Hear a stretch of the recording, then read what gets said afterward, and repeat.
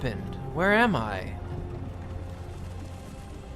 Did I die? Hey, you. Finally awake. Son of a...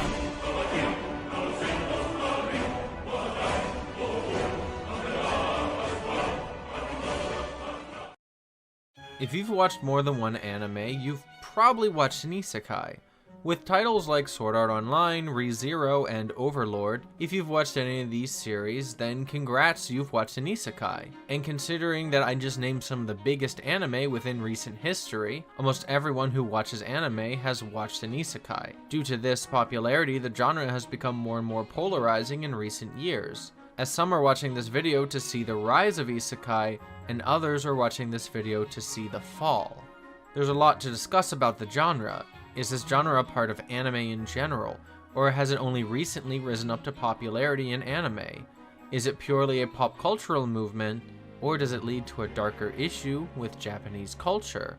Why is the isekai genre inescapable in anime, but has no influence outside Japan? And what will be the force that causes the fall of isekai, much like the fall of other popular genres before it? Let's look at some of the most popular theories on why the isekai genre became popular. And through those theories, we might be able to understand how the isekai genre will fall. First, let's discuss exactly what an isekai anime is and where it came from. When you think of an isekai, more modern examples normally come to mind, but it's actually a lot older than what you might think. To go back to the beginning of isekai, we need to go back farther. And stop. We arrive at the first isekai, the story of Jesus Christ, which technically makes God the creator of isekai. I have a question for God. Why? All jokes aside, this shows how broad of a genre isekai is. An isekai only needs to be a work where the main character is transported to another world. This means isekai encompasses all sorts of tones and blends together other genres really easily. An isekai can be a comedy like Konosuba, an action anime like Sword Art Online, or a drama like Re:Zero. This also breaks the misconception of isekai needing to be in a fantasy world, as they can take in more futuristic worlds or virtual worlds like in Digimon. Yet the inclusion of traveling to a different world is such an intentional plot point, it suggests that the authors are purposely aiming to be an isekai. And wow, are there a lot of authors doing that. The impact of the isekai genre is noticeable just by looking at recent anime coming out. Over the past 11 years, you've seen a huge spike in popularity of this anime genre, even ignoring the 24 isekai anime that came out in 2021 as delayed animes from 2020 because that year was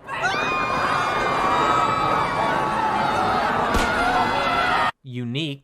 We are still looking at a 6 times increase, and that's only anime and movies. This increase is why we give such attention to the isekai anime genre. Why is it that within the last 5 years it's experienced such an increase in its popularity, and a spike never seen before with another anime genre? You know, other than mech anime, magical girl anime, and battle shonen. However, what caused it to rise to such levels of success? Upon looking it up, I determined that nobody truly knows. However, there are several prevailing theories on why this might have happened, even some from actual academic papers. Let's go ahead and take a look at our first theory. Our first theory claims that the spike in popularity of the isekai genre might have come from a single successful source. Something like that is actually pretty common in media. For example, Dragon Ball Z is contributed in creating the spike in battle shonen, Sailor Moon for magical girls. You can even look at more Western examples, such as Scooby-Doo, and how it inspired an insane amount of copycat mystery-solving shows.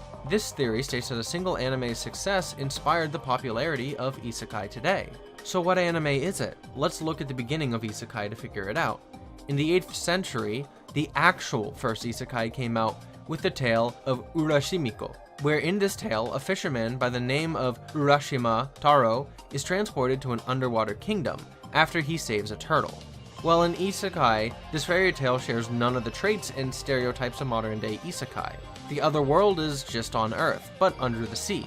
The main character just simply travels there, and the story is a tragedy with a sad ending. For more recent examples, look at Magic Knight Ray Earth from the 90s. This series is more like a modern isekai, as they're transported to a completely different world via magic, and it's less of a tragedy. Still, a lot of the modern tropes isekai are known for are completely absent from the story. No, isekai might have been around since forever, but its popularity is very recent. So in order to find the media responsible for creating the spike in popularity, we need to find a piece of media that existed during the important years of before the spike, and one that carries a lot of important tropes that current isekai have. And for that, we come to one of the most controversial anime of all time, Sword Art Online. Love it or hate it, SAO's impact on the anime community was historic. A good deal of its success stems from the fact it wasn't just popular in the Western Hemisphere or the Eastern Hemisphere, but Both is good. it has traits like an overpowered protagonist that generally means good, a harem, and a self-insert main protagonist. Something that points to this being the godfather of isekai is that all isekai that have these traits are considered to be generic, while isekai that break these conventions are considered to be revolutionary. There are issues with this theory, however. It only explains the popularity of isekai through pop culture, and normally pop cultural movements are based on something else going on in the culture at large. On top of that, there's no explanation to why Sword Art Online became popular in the first place. The next theory gives insight for a cultural reason on why isekai might have become popular. Let me preface this by saying that I'm super unqualified to talk about things like philosophy. I mean, until just last week, I thought Nietzsche's was a kind of mold. However, I'll try my best anyway. For this theory, it revolves around one question: what's an isekai protagonist? Normally, they are overworked salarymen, NEETs, or some form of nerd. And this theory states that it's to appeal to the isekai genre's biggest demographic: overworked salarymen, NEETs, and nerds. Something written like this is so intentional, it must reveal something big about the genre. What's important about these groups is they all need escapism. Escapism is whenever an individual takes a piece of media and self-projects themselves into it. This piece of media can be a book, video game, or anything, you name it. Escapism is actually healthy for you in moderation. However, when taken to the extreme, it can become addictive and destructive. Escapism in general is easier when the main character already shares traits with oneself. Escapism can come in many forms, and for many reasons, but normally it's to help with a lack of meaning in one's life. The Japanese military enforces this point even more, as they target the same groups, promising them to give them a purpose if they join the military. But this doesn't explain why there's a lack of purpose in Japan. And well, your guess is as good as mine. Whether it be the increase of nihilism in Japan, the abuse from Japanese black companies to their workers, or the steady climb up the hierarchy in needs that every first world country has to climb.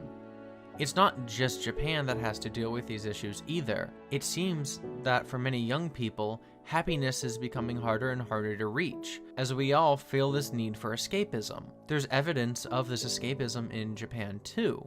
Take for example the Japanese suicide rates. The suicide rates have been steadily declining since 2009, only 3 years before the spike in isekai anime. While this is a good thing, it also points to the idea that Japanese people might be finding a different way to cope, and in this case, escapism. This theory isn't foolproof, however, as it still has many problems. First, it tries to assign meaning to a cultural movement that's happening currently, which can be difficult to do. Second, it doesn't explain why authors would write isekai, unless they all know they're targeting people who are looking for escapism. However, if you want to know why authors might be writing isekais, we can look at our final theory. This next theory states the isekai genre became popular among writers because it's easy to write for. Look, I get it, writing's tough. I only gotta write one small script every 3 weeks and I still struggle to do even that. Isekai is easy to write for. First, the main character's instantly gonna be relatable since he comes from a similar background to the reader.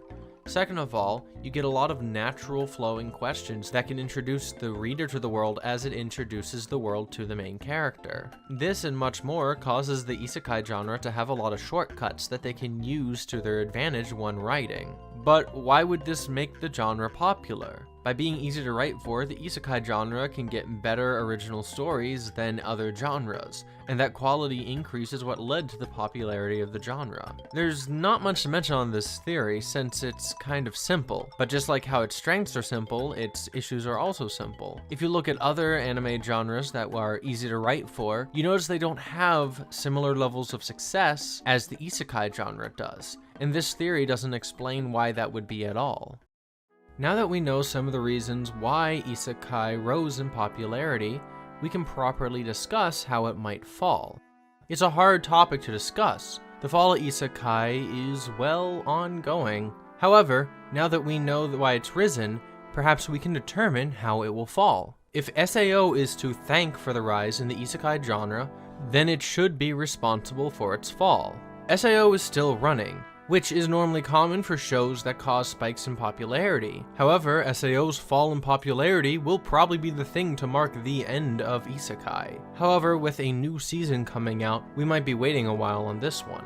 If the rise of isekai was thanks to a cultural issue, well, the good thing about cultural issues is that they change and develop over time. Japan might have an escapism issue right now, but over time, it too will change as many people find new meanings in their lives, and don't need to return to escapism quite so often. If it's a writing thing, then the fall of isekai will be simple. As more and more isekai are coming out, we are witnessing the slow and steady annoyance with the genre. If isekai is no longer popular thanks to this increasing annoyance, then the amount of writers writing isekai will dwindle as well. Everything has their time in the light, but it always must go. This doesn't mean it will disappear, as if you look at other popular genres, they also have had their time in the light and they still exist today, just not nearly as plentiful. Each theory we discussed also can explain how it might fall. I don't know where we are, but it's possible isekai anime might have already spiked, or maybe it has another solid 10 years ahead of it. Its adaptability will definitely help it stay around for a long time. However, when it's no longer popular, there's not going to be a lot of reason to write an isekai. As such, I believe that when it will go, it will disappear quickly. The isekai genre has defined the entertainment of a generation, and with more isekai coming out now more than ever, it's a perfect time to understand why it's popular. Each theory points to reasons in pop culture, and practicality, and if you ask me, each of them probably have parts of truth in them to why isekai is popular. I really only scratched the surface of the subject and its many angles, and there might be someone out there smarter than myself who knows how this isekai genre will fall out of public favor. But until then, enjoy it. As with all things, it won't last forever.